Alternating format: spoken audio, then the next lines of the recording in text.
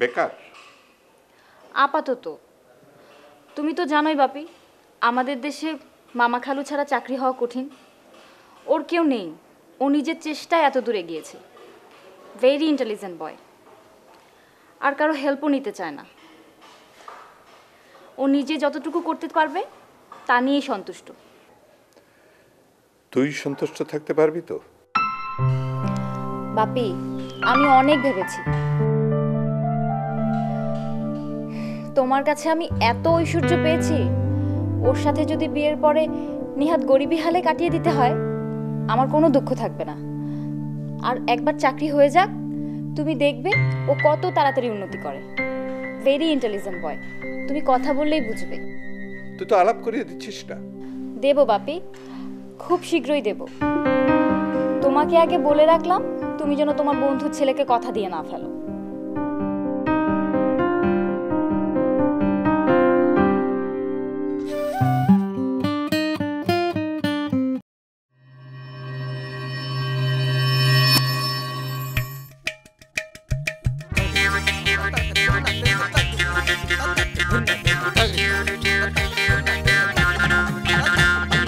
অকাচের ঢেকে মনে বিয়ে ভীতি প্রেমিকের রূপে ভণ্ড, কারো বুদ্ধি প্রীতি অসঙ্গতি আজব লঙ্কা কাণ্ড। নেই যার নীতি করে রাজনীতি, বংশ নিয়ে দ্বন্দ্ব, কারো নাকে আসে সব কথাতেই আইনি ধারার গন্ধ।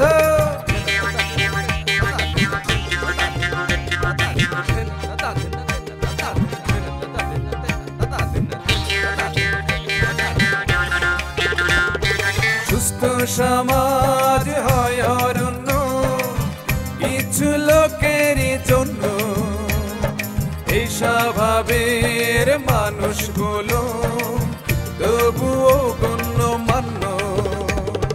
তোষামতি ছেড়ে বসুন একটু নড়ে, সবার কথা ভাবুন, চলার পথে এদের থেকে 100 হাত দূরে থাকুন, 100 হাত দূরে থাকুন, 100 হাত দূরে থাকুন, 100 হাত দূরে থাকুন, 100 হাত দূরে থাকুন।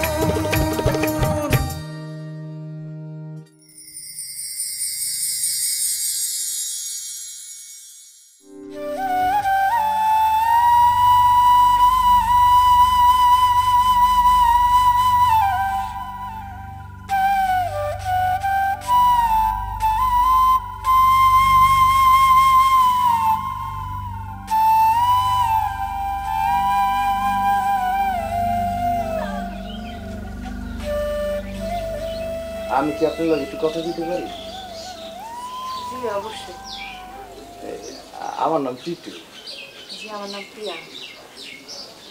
আমি খুব বিপদে পড়ে আপনাদের এখানে আসছি।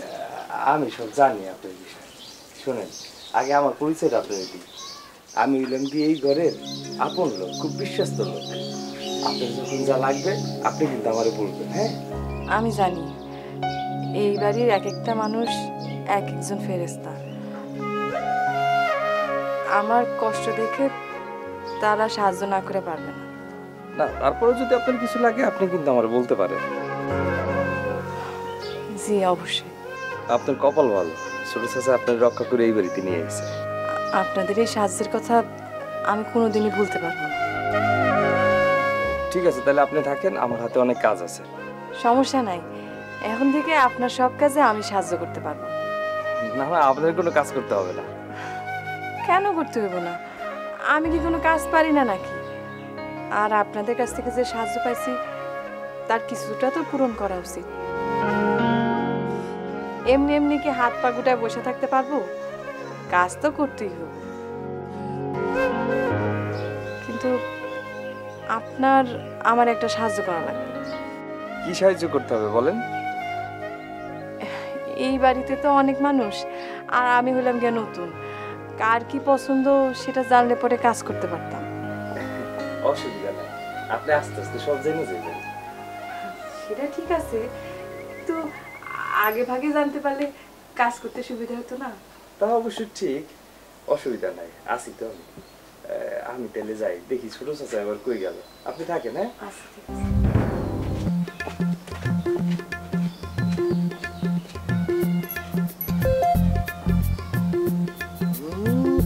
ছোট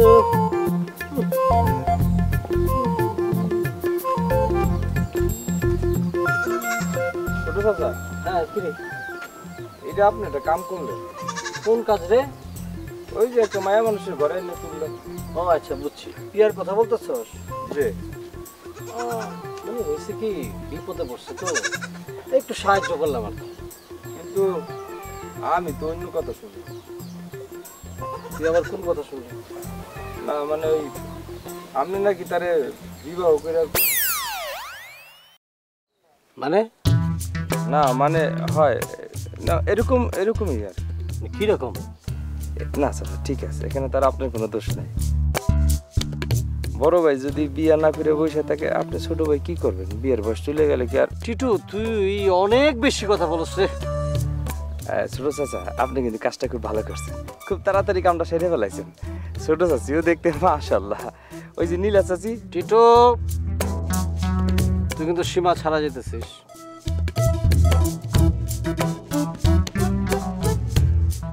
কিন্তু ছোট চাচা, কমপক্ষে আপনি আমারে কইতে পারতেন, তাহলে কিন্তু আমি এক এক করে সবাই বুঝেই কইতে পারতাম, তাহলে বিষয়টা ঝামেলা থাকতো না। আরে টিটু, ব্যাপারটা বোঝার চেষ্টা কর। আমি শুধু একটা অসহায় মেয়ের সাহায্য করছিলাম মাত্র। অবশ্যই করবেন না কেন? চাচা যান, ওই প্রত্যেক নারী বিয়ের আগে অসহায় থাকে, বিয়ে করার পরই তো পুরুষরা তাদের অসহায়ত্ব দূর করে দেয়। টিটু জি তুই কিন্তু সীমা ছাড়া যেতেছস। চাচা যান, আমি তো আপনার সব কাম কাজ করি, আমি তো আপনারই লোক, আপনি কিন্তু আমার কইতে পারেন। ঠিক আছে, ভালো লাগবে।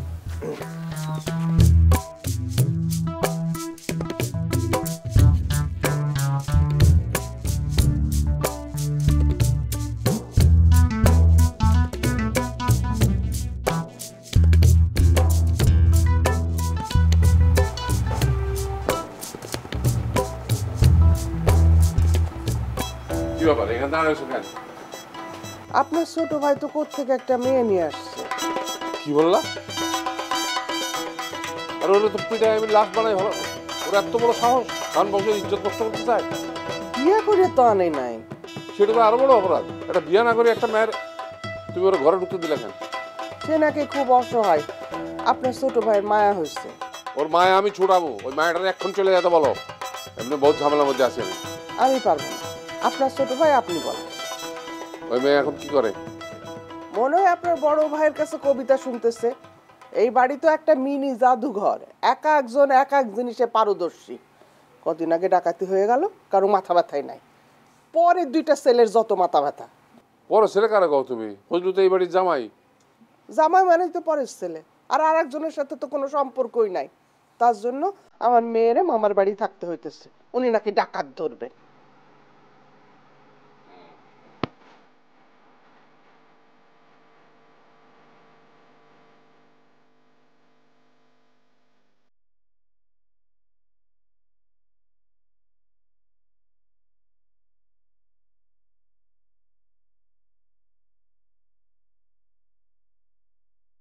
তোমার স্বামী কিভাবে মারা গেছে সেটা ঠিক বুঝতে পারলাম না, তবে এটা ঠিক বুঝতে পারলাম যে তুমি এই ক্ষয়ে যাওয়া সমাজের একটা প্রতিবাদী চরিত্র। কবি তো আর চিড়িয়াখানা থাকে না, থাকলে নিয়ে যাওয়া যেত। তোমার স্বামী মারা গেছে না? জি। মরা মানুষ সম্পর্কে কিছু বলতে নেই, বাজে কথা, তাই কিছু বললাম না। তা না হলে অসুবিধা নাই, আপনি বলেন। অসুবিধা নাই, আপনারা আমার এখানে আশ্রয় দিয়েছেন, যা বলবেন তাই শোনা মুখ করে শুনুন। দাদা,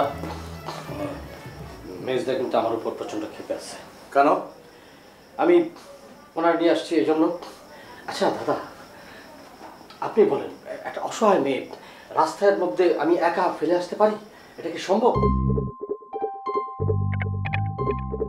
তাহলে আমার সাথে আর চৌধুরীর সাথে পার্থক্যটা কি? তুই একদম ঠিক কাজ করেছিস।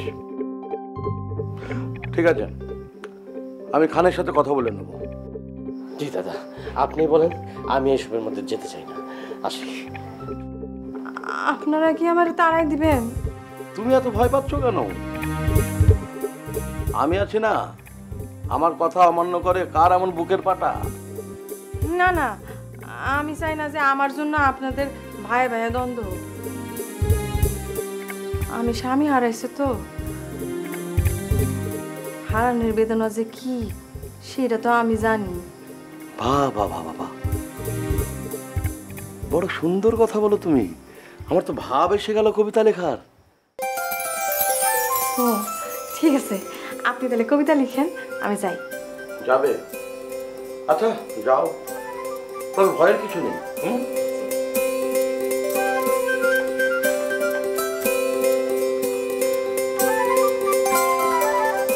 নীলাকাশ, নীলাকাশ, কোথাও নেই বাতাস।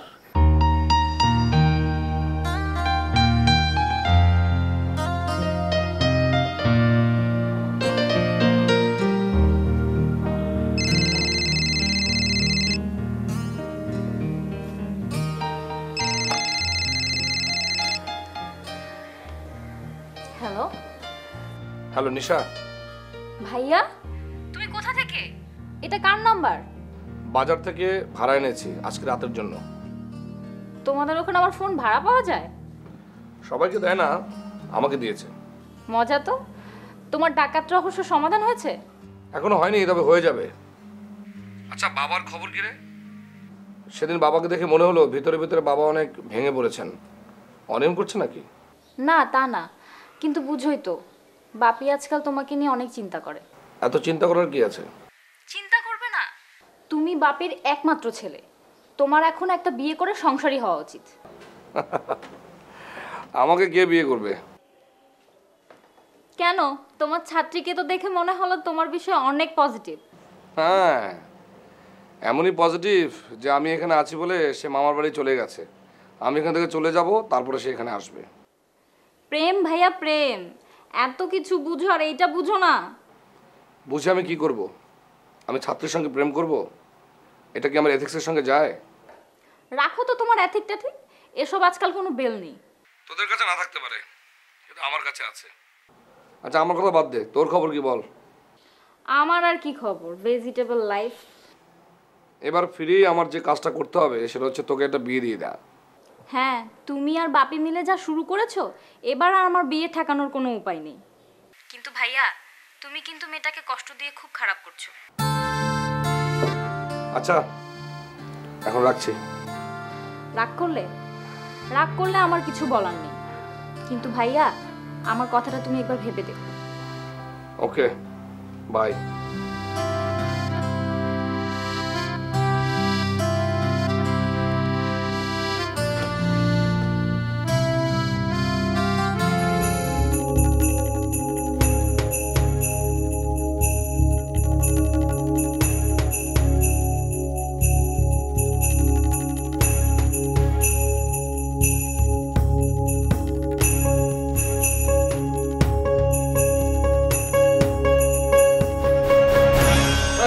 কি করতেছো? পায়ে ধরো কেন? আমার হাতে তো বিছুটি পাতা লাগা নাই, আমি শুধু আপনার পাটা শুয়ে দেখলাম। কেন? 5 গ্রামে আপনার কত সুনাম শুনছি, সে আপনার যখন চোখের সামনে দেখলাম তখন একটু শুয়ে দেখতে মন চাইবো না? দেখো, শুয়ে দেখো, কিন্তু এখানে থাকার ব্যবস্থা। আমি জানি, শুধু আমি কেন, আমার মতো আরো 100 জনরে আপনি এখানে থাকতে দিতে পারেন। আপনার কষ্ট হলেও থাকতে দিবেন, কিন্তু আমি তো চাই না যে আমার জন্য আপনার বিন্দু মাত্র কষ্ট হোক। আপনার মতো এত বড় মানুষের যদি আমার জন্য কষ্ট হয়, তাহলে তো আমি মরেও শান্তি পাবো না। সেই জন্য চলে যাচ্ছি। কই চলে যেতেছো? জানি না, এই রাতের আধারে যেদিকে দু চোখ চায় সেদিকে চলে যাব। পথে যদি ডাকাতরা আমার ধরে ফেলে, যদি মারতে চায়, মরে যাবো। আমার স্বামী যেখানে গেছে আমি মনে হয় সেখানেই গেলাম। স্বামী, ডাকাত, এগুলো কি বলতেছো তুমি? ঘটনাটা খুলে বলো দেখি আমারে। ঘটনা আর আপনারা খুলে বলে কি হবে, আমি তো আর এখানে থাকতে পারবো না। খারাপ খারাপ খারাপ, তুমি চলে গেলে যদি তোমার বিপদ ঘটে তাহলে তো আর তোমার আমি যাইতে দিতে পারি না। আমার তো বিবেক বলে একটা জিনিস আছে নাকি। আচ্ছা তুমি আবার খুলে বলো দেখি তুমি কোন গ্রামের মায়া? আমি গ্রামের মায়া না, আমি শহর থেকে আসছি। তুমি কি ঢাকা থেকে আসছো? ওই কাছাকাছি আর কি। আপনারা তাহলে পুরো ঘটনাটা খুলেই বলি। আমার স্বামী একটা সাপোসা চাকরি করতো। চাকরির বেতনে আমাদের দুইজনের সংসার ভালোই চলতো। এক রুম ভাড়া করে আমরা থাকতাম। হঠাৎ করেই আমার স্বামী একটা ডাকাত দলের চক্রান্তের সাথে জড়ায় পড়ে। ওরা আমার স্বামীর কাছে একটা সোনার মূর্তি রাখতে দেয়। সেই মূর্তিটা দেখা আমার স্বামী লোভে পড়ে যায়। সে মূর্তিটা নিয়ে পলাইতে চায়। আমি অনেক নিষেধ করছিলাম, কিন্তু সে আমার কথা শুনে নাই। এর মধ্যেই পলানোর সময় আর কি ট্রেনে ডাকাত দলের কাছে সে ধরা খায়। আমার স্বামীর এই মায়েরা ফেলাইলেও আমি কোনো মতে পলায় বাঁচছি। এই মূর্তিটা কি এখন তোমার কাছে? না না, আমার কাছে নাই। মানে আমার স্বামী মূর্তিটা একটা গোপন জায়গায় লুকায় রাখছিল। মনে করছিল যে পরিস্থিতি শান্ত হইলে আবার ফিরে যায় মূর্তিটা নিয়ে আসবে। আর ফিরাও হইল না, আর মূর্তিও। ভয়াবহ। আচ্ছা তোমার কোনো আত্মীয় নাম বলতে পারো যে তোমার কথা শুনে এসে তোমার নিয়ে যেতে পারে? না, আত্মীয় তো আমাদের তেমন কেউই নাই। আমার স্বামী অনাথ আশ্রমে বড় হয়েছে, আর আমি বড় হয়েছি আমার এক চাচার কাছে। চাচা তো মরে গেছে, তাদের সাথেও যোগাযোগ নেই অনেকদিন। তাহলে তো তোমার কোনোখানে যাওয়ার জায়গা নাই। আমি শুনছিলাম আপনি নাকি খুব দয়ালু, আপনার কাছে সব ঘটনা খুইলা বললে, আশ্রয় চাইলে আপনি না করতে পারেন না। কিন্তু আমি চাই না যে আপনার কোনো অসুবিধা হোক, সেই জন্যই আমি চলে যাচ্ছি। দাঁড়াও, চলে যাচ্ছি বললে কি যাওয়া যাবে নাকি? তোমার বিপদের মধ্যে ঠেলে দিয়ে আমি এখানে বসে থাকবো? আমার বিবেক বলে কিছু নাই, কোনোখানে যাওয়া হবে না। কিন্তু আপনাদের তো অসুবিধা। যত অসুবিধা হোক তুমি থাকবা এখানে, যাও ভিতরে যাও। আমি সত্যি থাকবো? বললাম না যাইতে ভিতরে।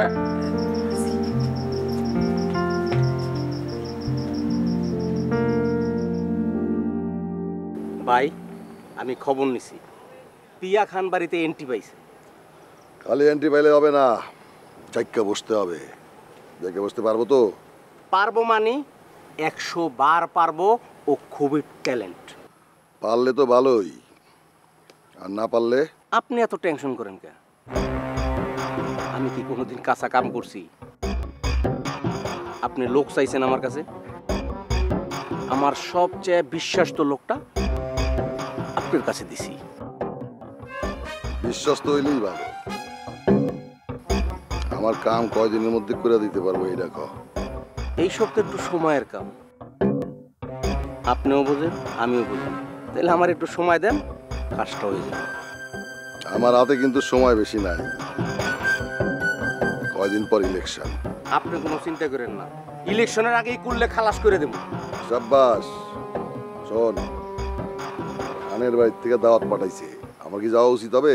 উচিত হবে মানে 101 বার যাওয়া উচিত হবে। আর খানের খালি একটু ভিজায় রাখবেন।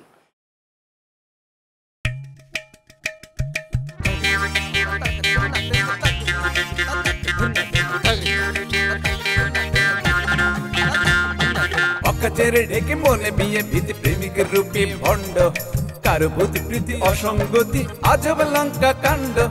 নেই যার নীতি করে রাজনীতি, বংশ নিয়ে দ্বন্দ্ব, কারো নাকে আসে সব কথাতেই আইনি ধারার গন্ধ।